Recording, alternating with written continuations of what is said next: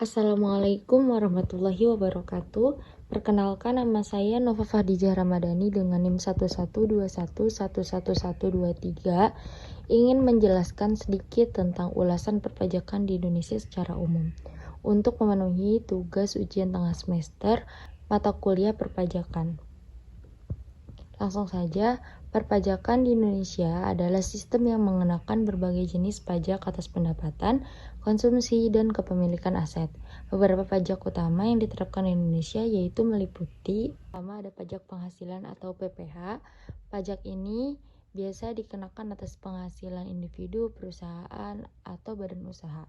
Terbagi menjadi beberapa kategori termasuk PPh pasal 21 yaitu penghasilan dari pekerjaan, dan PPh pasal 22 atas penghasilan dari usaha, dan lain-lain. Yang kedua, pajak pertambahan nilai atau biasa disebut dengan PPN. Pakal yang dikenakan atas penjualan barang atau jasa. Tarif umumnya adalah 10%, dengan beberapa barang tertentu dikenakan tarif 0% atau tarif khusus lainnya. Yang ketiga, pajak bumi dan bangunan atau biasa disebut dengan PBB. Pajak yang dikenakan atas kepemilikan tanah dan atau bangunan. Tarifnya bervariasi tergantung pada nilai properti dan lokasi. Yang keempat yaitu pajak kendaraan bermotor atau biasa disebut dengan PKB. Pajak yang dikenakan atas kepemilikan dan penggunaan kendaraan bermotor. Tarifnya tergantung pada jenis dan kapasitas mesin kendaraan. Yang kelima, bea perolehan hak atas tanah dan bangunan atau biasa disebut dengan BPHTB.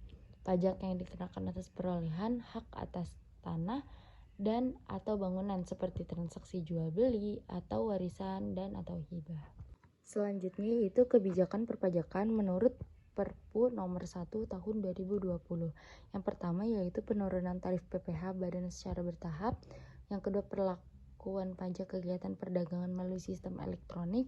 Dan yang ketiga, perpanjangan jangka waktu pengajuan oleh wajib pajak dan penyelesaian oleh DJP. Pengaruh pajak terhadap perekonomian. Jika pajak terlalu tinggi, maka akan mengurangi pendapatan yang dapat digunakan untuk investasi dan konsumsi. Sebaliknya, jika pajak rendah, maka dapat meningkatkan pendapatan yang dapat digunakan untuk investasi dan konsumsi. Pajak dapat mempengaruhi daya saing perusahaan dalam pasar global.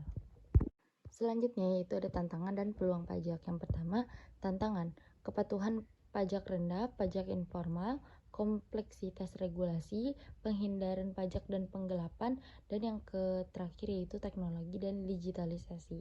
Yang kedua yaitu ada peluang. Yang pertama ada reformasi perpajakan, peningkatan teknologi, pengembangan sumber pendapatan baru, kolaborasi internasional, dan yang terakhir peningkatan edukasi dan kesadaran pajak.